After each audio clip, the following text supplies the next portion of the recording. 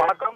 அதாவது சென்னை தலைமைச் செயலகத்தில் தமிழ்நாட்டில் தேர்தல் தொடர்பான பிரச்சனைகளுக்கு தீர்வு காணும் விதமாக மாநில தலைமை தேர்தல் அதிகாரி அர்ச்சனா பட்நாயக் தலைமையில் அனைத்து கட்சி கூட்டம் நடைபெற்று வருகிறது.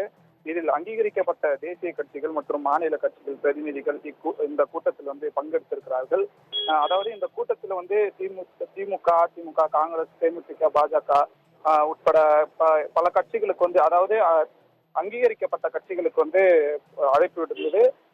அதே போல இந்திய தேர்தல் ஆணையத்தால் அங்கீகரிக்கப்பட்ட விடுதலை சிறுத்தைகள் கட்சியும் இதுல முக்கியமா முதல் முறையா இடம்பெற்றிருக்குது.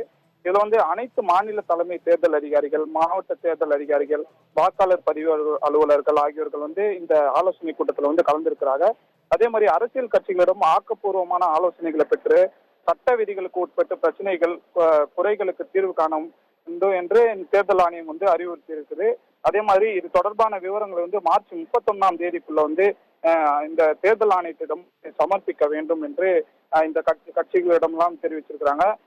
அதே மாதிரி நம்ம யார் யார் எந்தெந்த கட்சியிலிருந்து எப்படிலாம் கலந்துருக்காங்கன்னு பார்த்தோம்னா, திமுக சார்பாக RS பாரதி, தாயகம் கவி, அப்புறம் அதிமுக சார்பாக ஜெயக்குமார், இன்பதுரை, இந்திய கம்யூனிஸ்ட்ல பெரியசாமி, வீரபாண்டி, அதே மாதிரி தேமுதிகல பார்த்தசாரதி, ஜனார்த்தன், பாஜகல கருணாகராஜன், கலத்தை தியாகராஜன், அதே மாதிரி ஆம் ஆத்மி, தேசிய மக்கள் கட்சி, பகுஜன் சமாஜ், அப்புறம் விசிகா, நாம் தமிழ் கட்சி, இப்படி அரசு அங்கீகரிக்கப்பட்ட கட்சிகள் இந்த ஆலோசனை கூட்டத்துல கலந்துருக்கிறாங்க.